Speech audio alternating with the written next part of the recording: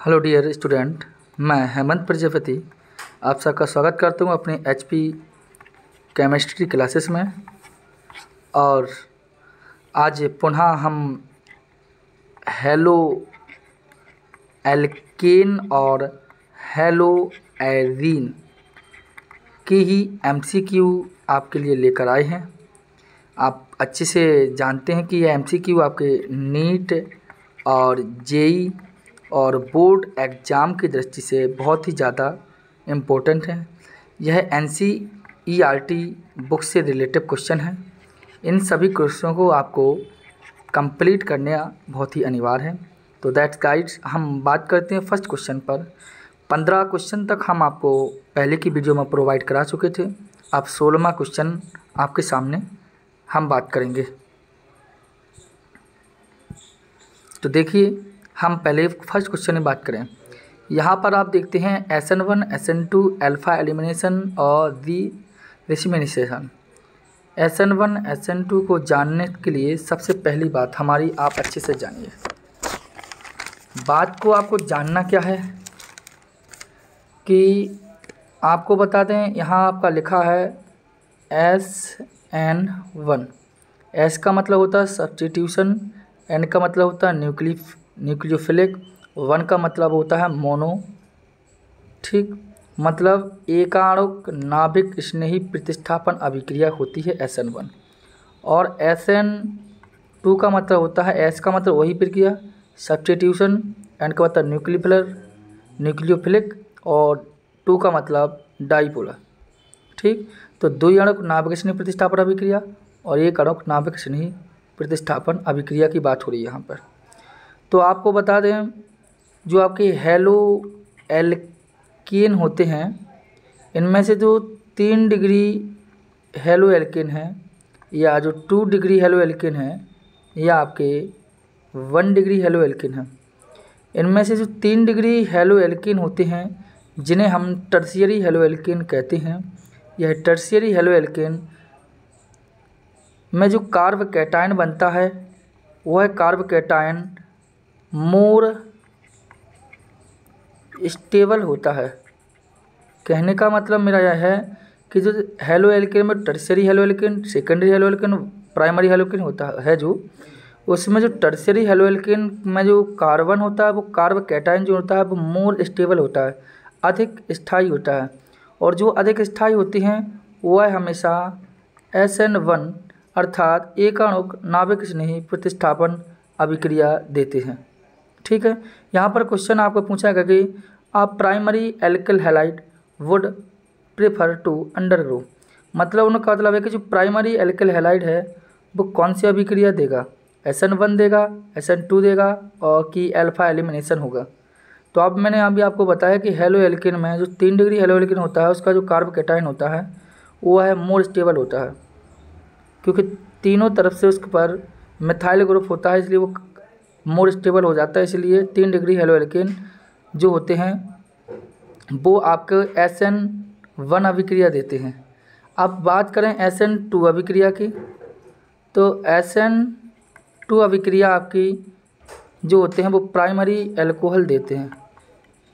आपको इस बात से मैं बता दूं, ठीक है। तो यहाँ पर आपका पूछा गया था कि आप प्राइमरी एल्किल हैलाइड, तो प्राइमरी हेलो एल्केन जो होते हैं वो SN2 अभिक्रिया देते हैं। कौन सी अभिक्रिया देते हैं? SN2। SN1 आपके टर्शियरी हेलो एल्केन देते हैं, जो मैं आपको पहले ही बता चुका हूँ। ठीक है, समझ में आया होगा। चलिए नेक्स्ट क्वेश्चन में बात करते हैं।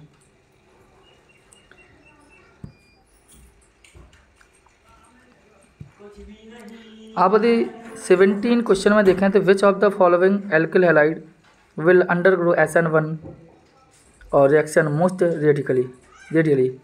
अब यहाँ भी वही बात पूछा है कि SN1 अभिक्रिया की बात की है, तो मैंने बात कहा कि जो SN1 अभिक्रिया होगा वही हेलो एल्केन देंगे जो टर्शियरी होंगे, क्योंकि यह मोर स्टेबल होता है, जो मैं आपको पहले कह चुका हूँ।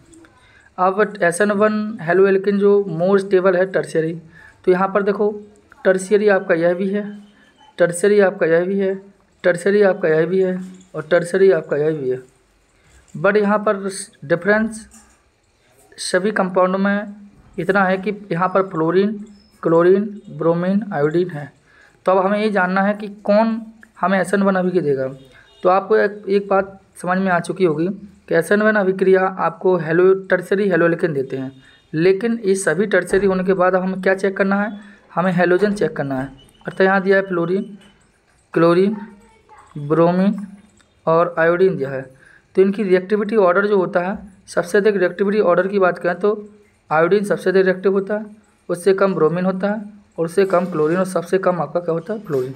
इसलिए आपके ये सभी ना होकर आपका जो 4th पॉइंट है ये करेक्ट आंसर होगा, क्योंकि ये टर्शियरी आयोडाइड है, ठीक है, हैलाइड वाला कंपाउंड। तो ये कंप्लीट हो जाएगा आपका। चलिए हम नेक्स्ट क्वेश्चन पर बात करते हैं।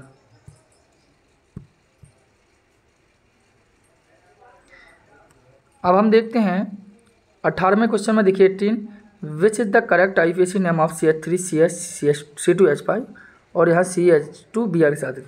तो मैं यहाँ थोड़ा इसको लिखने का प्रयास करता है। कोई बालक सोचे, जैसे यह लिखा है कि CH3 सिंगल बॉन्ड CH और यहाँ क्या था C2H5 और single bond CH2 single bond Br।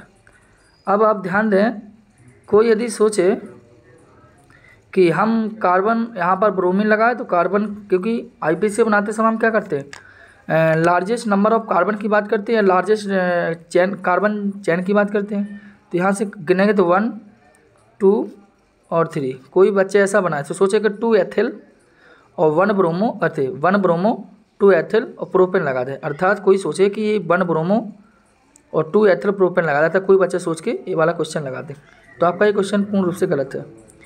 हमें largest number of carbon chain की आवश्यकता होती है, तो हम इसको largest number of carbon chain बनाएंगे ना। देखो कैसे बनाएंगे, देखो CH3, यहाँ पर आपका CH और C2H5 को हम तोड़ देंगे 2 भागों में, CH2 और CH3 और सिंगल बॉन्ड यहाँ लगा के फिर हम CH2 और हम Br ये लगाएंगे, ठीक है। तो ये हमारी largest number of chain carbon की बन गई। अब हम काउंट करेंगे यहाँ से 1, फिर 2 और फिर अब यहाँ नहीं जाएंगे, नीचे आएंगे 3 एंड 4। तो अब देखिए 1 पे ब्रोमो क्या हो गया, तो 1 ब्रोमो। अब 3 पर CH3 छूटा तो 3 मिथाइल और क्या हो जाएगा आपका प्रोपेन। 3 मिथाइल हुआ ना, देखो 1 मिनट 3 नहीं हुआ, 2 मिथाइल है आपका। हाँ देखो 1 ब्रोमो और 2 मिथाइल और क्या हो जाएगा कार्बन 1 2 3 4 ब्यूटेन। तो आपका देखो 1 ब्रोमो 2 मिथाइल ब्यूटेन हो जाएगा। तो आपका जो ये वाला क्वेश्चन है दूसरा वाला राइट होगा। ये कॉमन सा आप कर सकते हैं, ठीक है। चलते हैं नेक्स्ट क्वेश्चन पर। आप 19 नंबर के क्वेश्चन को आप ध्यान से देखें, ये भी आपके लिए समझने का क्वेश्चन है। यहाँ क्वेश्चन पूछा है कि what should be the correct IUPAC name for die ethyl bromomethane. तो पहले तो बात करें मैथेन। मैथेन का फॉर्मूला क्या होता है CH4। तो डाई एथिल की बात करी है उसने, तो देखिए हम कैसे बनाएंगे हम इसको। तो हमने ये लिखा C, डाई एथिल की बात करी तो एक C2H5 हम यहाँ लगा दीजिए और एक C2H5 हम इसको तोड़ ले रहा हूँ CH2 CH3। तो डाई एथिल, देखो उसने कहा डाई एथिल ब्रोमो, तो ब्रोमो लगाना है तो ब्रोमो, तो चलो हमने लो ब्रोमो अर्थात Br और यहाँ पर H लगा दिया, क्योंकि मैथेन का सूत्र होता है CH और यहाँ भी H और ऊपर भी H, तो जी कहलाती है आपकी मैथेन। तो यहाँ से हमने हाइड्रोजन परमाणु रिमूव किया, एथर ग्रुप लगा, यहाँ से हाइड्रोजन रिमूव किया, एथर लगा दिया और यहाँ से भी हमने किया एथर हाइड्रोजन लगा दिया, यहाँ पर Br लगा दिया। ये आपका इस प्रकार हो जाएगा, ठीक है। ये आपको समझ में आ चुका होगा। अब क्या करें, हम क्वेश्चन को ध्यान देना। अब हम इनका IUPAC नेम की बात करेंगे। तो देखो उन्होंने कहा what should be the correct IUPAC name of 4 diethyl ether. तो देखिए मैं बात करता हूँ आपके लिए कैसे बनाएंगे हम। हम ये ध्यान देंगे कि कार्बन की लंबी श्रृंखला हमें मिल जाए। तो देखिए कैसे हम ध्यान दें, हमें अब ध्यान देना है सही से, कार्बन की लंबी हमें श्रृंखला प्राप्त हो जाए। अब लंबी श्रृंखला मिलेगी कैसे, देखो हम यहीं से कार्बन का डबल करें तो ये 1 कार्बन, ये आपका 2 कार्बन एंड ये आपका 3 कार्बन। मतलब हम चेन के ही चले ऊपर से इस प्रकार, या हम ऊपर से इस प्रकार चल लेते तो 2 कार्बन यहाँ मिल जाते। 2 कार्बन आपको छूटना ही है। तो क्या होगा, जब 2 कार्बन आपके छूटेंगे तो कैसे लिखेंगे, देखियो 1 पे ब्रोमो है तो लिख देंगे 1 ब्रोमो। अब 1 पर एथिल ग्रुप तो लिख देंगे 1 इथाइल। अब क्या हो जाएगा, 1 2 3 कार्बन को बोलते हैं क्या, प्रोप, सिंगल बॉन्ड लगा के इन, तो 1 हो 1 ब्रोमो 1 एथिल प्रोपेन। कहाँ है आपका 1 ब्रोमो 1 एथिल प्रोपेन, अर्थात ये वाला आपका राइट आंसर होगा। ठीक है, नेक्स्ट क्वेश्चन पर हम बात करते हैं। चलिए अब 20 नंबर के क्वेश्चन में आप देखते क्या है कि the reaction of the टॉल्यून with chlorine in the presence of iron and in the absence of light. अब थोड़ा आप ध्यान देंगे यहाँ पर, उन्होंने कहा है कि जो टॉल्यून है, टॉल्यून का सूत्र क्या होता है आपको जानते हैं, ये आपकी बेंजीन है, बेंजीन के ऊपर हमने मिथाइल ग्रुप लगाया तो ये कहलाएगी टॉल्यून।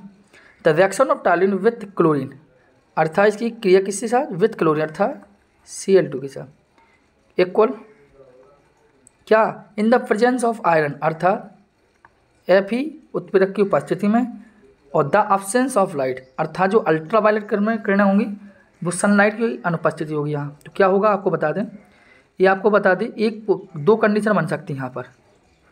सूर्य के प्रकाश की अनुपस्थिति होने के कारण 2 कंडीशन बन सकती है। जैसे ये लिखा CH3, तो एक कंडीशन आपका यहाँ क्लोरीन परमाणु जुड़ जाएगा, और एक पोजीशन आपकी CH3 यहाँ है, एक पोजीशन आपकी Cl यहाँ जुड़ सकता है। मतलब ऑर्थोक्लोरोटॉल्यूइन और पैराक्लोरोटॉल्यूइन बन सकता है आपका। आप देखते हैं अपने पास विकल्प में क्या, देखो ऑर्थो वाला तो आपका ये है विकल्प में, सेकंड वाला मतलब सेकंड आपका सही हो गया, और नीचे देखते हैं विकल्प है कि नहीं है। इतनी बात समझ में आ चुकी। देखिए एक ऑर्थो वाला भी है, एक पैरा वाली, अर्थात आपका सही कौन सा होगा, 4th वाला विकल्प आपका सही होगा। जो 4th विकल्प होगा वह आपका राइट होगा। ठीक है, नेक्स्ट क्वेश्चन पर हम चलते हैं। यहाँ 21 नंबर के क्वेश्चन में आप देखें, 21 नंबर के क्वेश्चन में आपसे क्या कहा गया है कि chloromethane on treatment with excess of ammonia else mainly.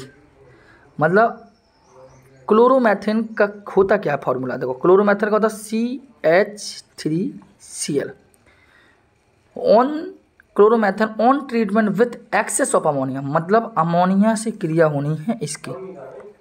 तो आपको बता दें कुछ नहीं होना, इक्वल टू यहाँ का एक Cl, यहाँ का हाइड्रोजन परमाणु HCl के रूप में निकल जाएगा। क्या बचा CH3, यहाँ बचा क्या NH2, ये कहलाएगा हमारा मैथेनेमीन अर्थात 3rd पॉइंट आपका होगा। बट अमोनिया कहाँ कैसी है, यहाँ पर अमोनिया एक्सेस के रूप में है आपकी। Complete point. चलिए हम बात करते हैं अगले पर। ठीक है, आइए यहाँ पर 22 नंबर के क्वेश्चन पर हम बात करेंगे। बहुत धैर्यपूर्वक समझेंगे, चाहे टाइम लग जाए कोई दिक्कत नहीं हमें। यह लिखा molecules whose mirror image in non, सब कुछ छोड़िए आप यहाँ पकड़िए। देखो क्या लिखा है यहाँ, क्रेल, क्या लिखा है यहाँ क्रेल की बात हो रही, केवल इसको पकड़िए, बाकी किसी को नहीं पकड़ना है आपको। क्या लिखा है क्रेल, और क्रेल का मतलब क्या होता है, ऐसा कार्बन की वैलेंसी 4 की चारों कार्बन की वैलेंसी क्या हो, डिफरेंस एटम से क्या हूँ अटैच्ड हूँ, इस बात का जरा। अर्थात मेरा कहने का मतलब है कि कार्बन की चारों वैलेंसी भिन्न भिन्न परमाणु से जुड़ी हुई है। यहाँ पर जैसे हाइड्रोजन जुड़ गया, यहाँ पर Br जुड़ गया, यहाँ पर CH3 जुड़ गया, यहाँ पर C2H5 जुड़ गया। तो देखिए एक कार्बन की बैलेंस हाइड्रोजन संतुष्ट से, यहाँ से ब्रोमीन से, यहाँ से मैथिल से, यहाँ से HL से। तो कार्बन की चारों की बैलेंसी आपकी भिन्न परमाणुओं से जुड़ी हैं। इसका मतलब है यह कार्बन आपका क्या है, यह कार्बन आपका किरेल कार्बन कहलाएगा। अब इन्हीं ऑप्शनों से हमें सीखना है कि किरेल कार्बन क्या होते हैं। हमने आपको बताया कि जब कार्बन की चारों संयोजकताएं भिन्न भिन्न परमाणु से जुड़ी हों तो वह किरेल कहलाता है सर। चलो हम 22वें नंबर पर बात करते हैं आपके लिए, ठीक है। आइए बात करते हैं कैसे कैसे हो, एक एक देखते हैं क्वेश्चन। देखिए सबसे पहले दिया उन्होंने 2-ब्रोमोब्यूटेन। 2-ब्रोमोब्यूटेन, ब्यूटेन का मतलब क्या होता है, देखो CH3 CH2 और CH और यहाँ लगा दिया हमने CH3। क्यों यहाँ CH लिया, क्योंकि अब यहाँ से 1 2 चाहे अब अभी यहाँ से गिना तो हम यहाँ लगा देंगे Br, तो क्या होगा 1 2 अरे 2-ब्रोमोब्यूटेन। अब देखो इस कार्बन को आप यहाँ से हाइड्रोजन अलग करेंगे जैसे, तो अगर जी वाला हाइड्रोजन सपोज डेढ़ में अलग कर, दोबारा समझा लो, अगर इस कार्बन पर ये वाला हाइड्रोजन ना लगा होता यहाँ और यहाँ ना लगा के हम इसके ऊपर लगा दे, तो देखो यह कार्बन किरेल का लगा। क्यों, इस कार्बन की वैलेंसी मैथिल से जुड़ी, इस कार्बन की वैलेंसी ब्रोमिक जुड़ी, इस कार्बन की वैलेंसी एथिल ग्रुप से जुड़ी और इस कार्बन की वैलेंसी हाइड्रोजन एटम से जुड़ी है।